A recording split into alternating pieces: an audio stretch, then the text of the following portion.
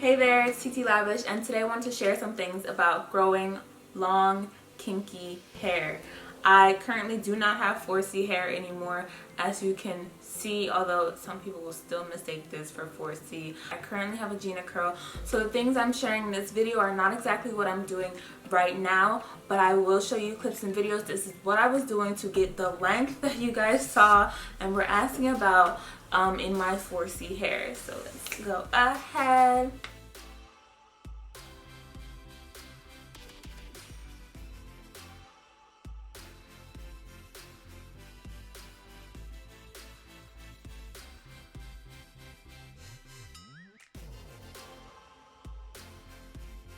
I try to sprinkle a little bit of information on how to grow healthy hair throughout my videos, but I know a lot of you guys just want to know straight up, how do you grow healthy hair, long 4C kinky hairs. So I decided to just put together a video so you have it all right here. I know you guys come on here to see my hair, to investigate my hair, so we'll flip it to the front. Currently I'm wearing my Gina curl with obviously olive oil, argan oil, can't touche, some eco styler on the edges, and then I have flat twist, which I was not intending to wear for this video. It was just to prep for a style later this week. However, I am feeling the flat twist, so we're gonna keep them in. I usually just put them in and then take them right out, but that is what it is. So that is how my hair is styled today, because I know you guys are gonna ask, so there it is right there. Don't even worry about it. So the first thing about growing a long, healthy hair to your booty, okay, you gotta ditch the flat iron. It's not your friend. It's not your hair's friend. I mean, honestly, throw it in the trash. Keep it for your wigs, but on your actual hair, you need to switch over to a blow dryer. I used to blow dry my hair every month, every 2 months. I was having fabulous growth. It was fine, but that flat iron, I don't care how fancy, how ceramic, ion, whatever, flat iron, no, you are not going to grow healthy, long, as thriving as possible hair if you're still flat ironing it. When you see these pages and they're growing long hair and they have it nice silk and pressed and flat iron, those girls waited. They waited a year. They waited 6 months before they flat ironed their hair, okay? Once they start flat ironing their hair again, they're gonna start getting breakage. But at this point, they've gotten to the length that they wanted, so they will be able to maintain their length with minimal flat ironing. However, the growth is gonna halt. Those girls are not going in every week, every month, and getting a silk press and getting length. No, not at all. Not 4C, honey. It's not happening. I told you guys before, I used to be a silk press girl, going every month, you know, the fanciest flat irons, heat protectant galore, doing all the precautions, low temperatures. You're still gonna get breakage. The flat iron is not your friend. That's all I'm gonna say. If you insist on having pressed out hair, I'm gonna tell you the blow dryer is your friend. You can whip that bad boy out, blow dry, roller press. Go to the Dominicans, they'll show you how to do it, but you need to be careful. If you can't sustain that heat on your hand, it's too hot for your hair. If it's burning your hand, it's burning your hair. When I blow dry my hair, I like to have something in my hair, but I like to have a water-based product, a heat protectant product if I'm gonna blow dry my hair. Definitely not blow drying with oil, because then you might as well just throw your hair in a deep fryer. And I know the temperatures are kind of hard to control, but I kind of just keep my hand in with my hair, so my hand is feeling the heat that my hair is getting. If my hand starts to burn, we back up, we take a break, you know, and then come back to it once it's cooled down. So yes, you can do the blow dryers, but if you want to grow your hair, you gotta stop with the flat ironing today. Next thing, growing 4C hair is not so much a root issue as it is an ends issue. There are so many products marketed to us for your roots, for your scalp, and I know I'm gonna get backlash, but a lot of the times 4C hair, the problem is not at the scalp. Our scalps are probably the most moisturized, because as long as you have a healthy scalp, our scalp is producing the oils, it's producing the sebums, probably even more than a finer textured hair.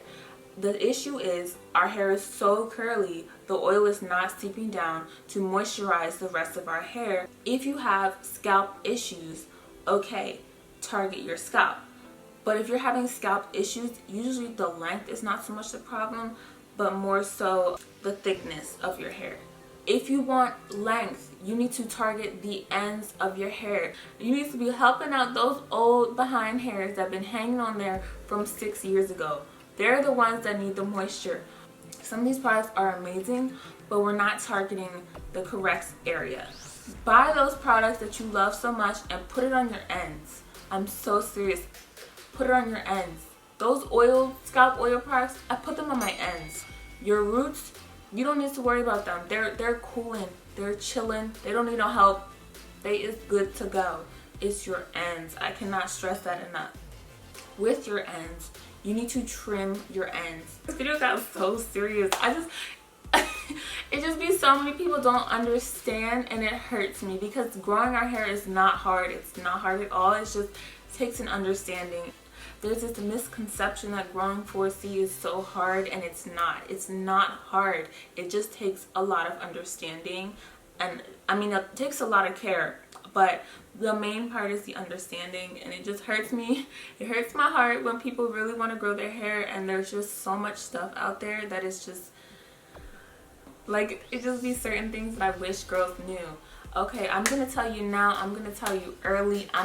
You're gonna learn one day. You need to cut your hair. You need to cut your hair. Girlfriend, if you ain't cut your hair in 6 months, you need to go to that bathroom today and start snipping. I cannot reiterate how important it is to cut 4C hair. There's this attachment to our hair because there's this misconception that it's so hard to grow, it's so hard to keep, that we don't want to cut our hair. When you let go of that attachment and just cut your hair, I can promise you it will thrive. And you know, you go to the salon and they're like, you need a trim, and they cut off 3 inches of your hair, and you're like, baby, this was not a trim, and it hurts. So find someone that you trust. Find someone that is gonna trim your hair, and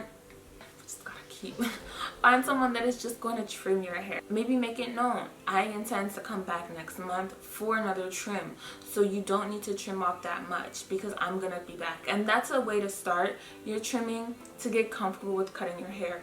Just get a tiny little bit, but keep getting that done every month. I never did a big chop. I just kind of went into the salon every month, and she just chip, and every month she was cutting my hair, and it was kind of, I mean, it got a little bit shorter, but it was growing, so it's counteracting the balance. So I never got that like, oh my god, I've cut my hair. But here's the thing with why we need to cut our hair.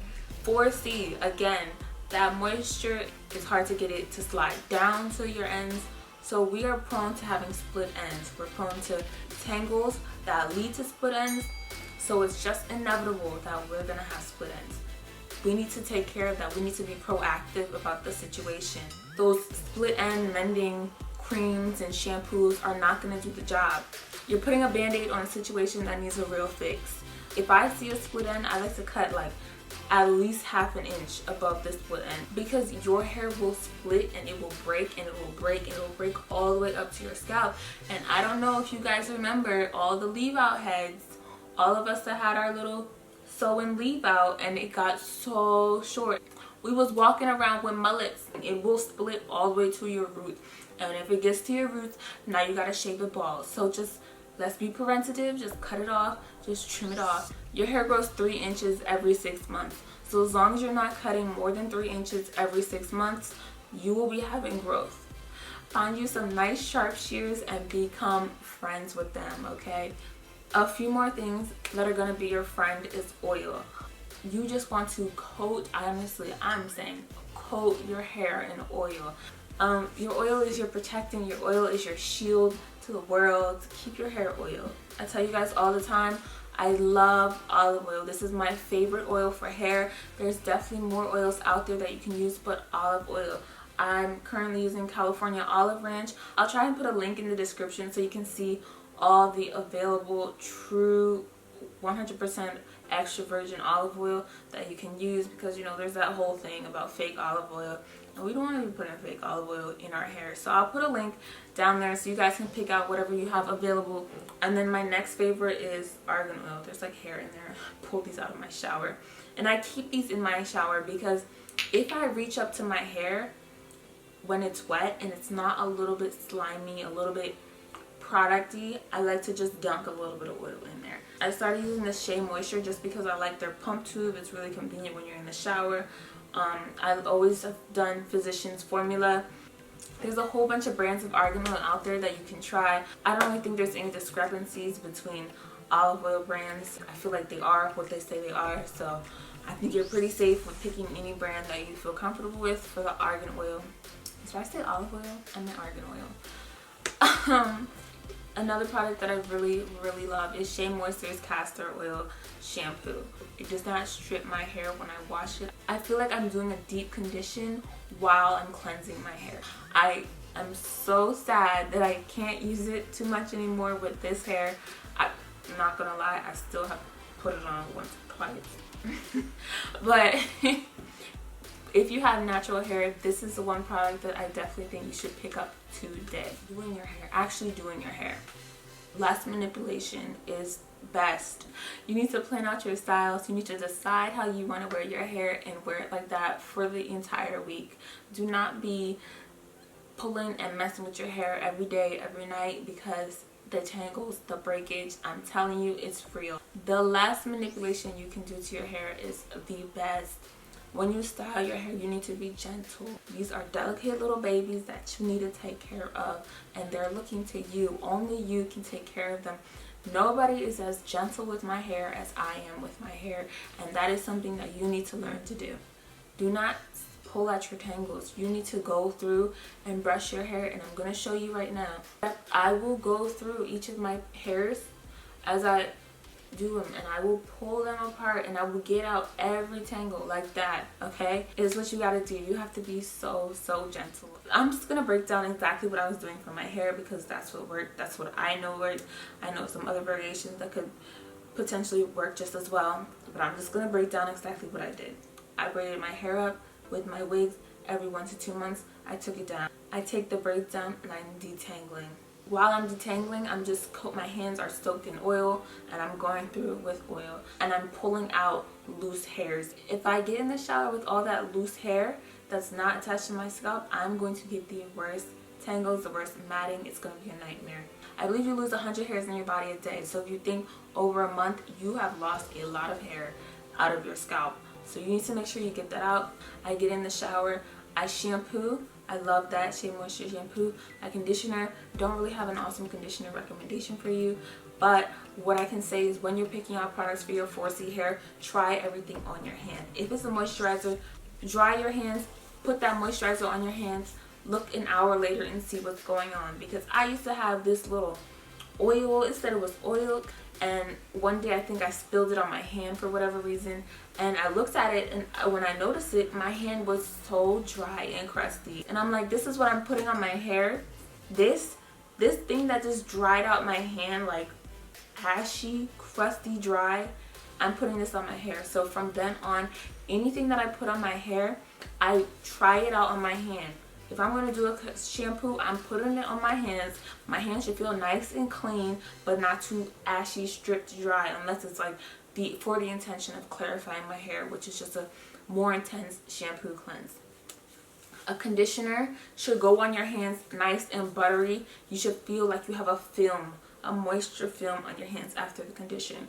A moisturizer should go on. You should feel like nearly like you lotioned your hair after a moisturizer, okay? Your moisturizer should not go on and then be dried out later. So when you're picking out your conditioner, I don't have any super good recommendations for you. I mean, I'm sure you could use the conditioner I'm using now for my Gina Curl, but any conditioner that you want to pick out, try it on your hands. So immediately out of the shower, I'm putting on my water-based moisturizing product. I'm detangling some more, and while I'm detangling and water-based products, I'm blow drying. Blow drying my hair. Sometimes I'll do on the hot setting, but again, I have my hand running through it, checking the temperature, making sure it's good to go. And even actually while I'm going through the sections and blow drying my hair, I'm trimming my ends. I do that every time. I'm going to keep telling you because you need to cut your hair. You probably need to cut your hair. So after I've trimmed my hair, I go through Meek Mills. We're doing cornrows to the back. I don't like to do too many cornrows Obviously you want it to be enough cornrows that your hair is flat if you're intending to put on a wig, but I don't like too many cornrows. That's just excessive breakage. You're getting breakage when you do cornrows. It's just a fact. I try to do like once a week, every other week. I let my braids get wet, and sometimes I'll even put a little bit more oil because that external area of the braid has been exposed to the world and could always use a little bit more oil. I'm not too worried about oiling my scalp. At this point my scalp is dirty, okay, unless you're having dry scalp, which, you know, with the weather and things like that, you could have that. So at this point it's dirty, it's oily, it's greasy. I don't need to oil it, and I'm not putting no drops in my scalp at this point, okay? Maybe when I first put in the braids, my scalp may be a little dry from the shampoo, you know, then we can do oil on the scalp. But after a week, honey, no, your scalp don't need no oil. The oil needs to go on your ends, okay? I can't really support too many of these hair growth trends and fads. Honestly, less is more. I have an alarm telling me I need to go to class. We gotta wrap this up. Do not be doing these treatments every week to get rapid hair growth. Your hair is gonna grow 3 inches every 6 months regardless. I mean, if you want to do your calculations, I'm 5'7", so you gotta think like 3 inches every 6 months. How long is it going to take you to get to the length you want? And say you trim off a centimeter, or maybe an inch every 3 inches. There's not a pill to take. The way biologically biotin pills can help to an extent, but for curly hair, the main problem is the ends. The ends. It is rare that you're seeing a curly hair girl, especially a 4C hair, and the issue is at the scalp. The issue is in the hair. The issue is internal systemic. No. It's usually at your ends. Whatever treatment you want to look up, want to research, want to try, is it targeting your ends? Is it going to support the health of your ends? That's what you need to be worried about. But I really want you guys to understand that it's not impossible at all. Shoot, braid your hair up and neglect it and it will grow. I totally forgot, keep your hair off your shoulders. A lot of us get to that shoulder length hair and then we hit that plateau. It's because it's rubbing on your shoulders. So when you get to that awful length, you want to have updos, okay? Anything to keep your hair off of the shoulders. Almost forgot that one. And that is it. I mean, seriously, less manipulation is more. Oil is your friend. Scissors are your friend. Water is your friend. I wish all of you the best of luck in your healthy hair journey. Please don't get discouraged, okay? It's so possible. It's so much easier than you think. Okay, I really have to get to class, you know. Zoom life. But thank you guys so much for watching. If you have any more questions, feel free to share. I will try my best to answer them. The fastest way to get to me is through my Instagram DMs. Thank you guys so much for watching. Be sure to like, comment, and subscribe so we can get into these beauty tools, tips, and secrets. Keep us laid and popping. Bye.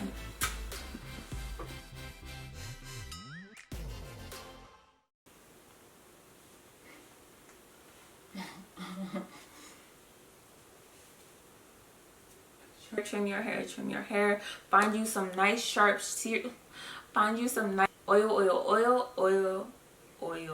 okay?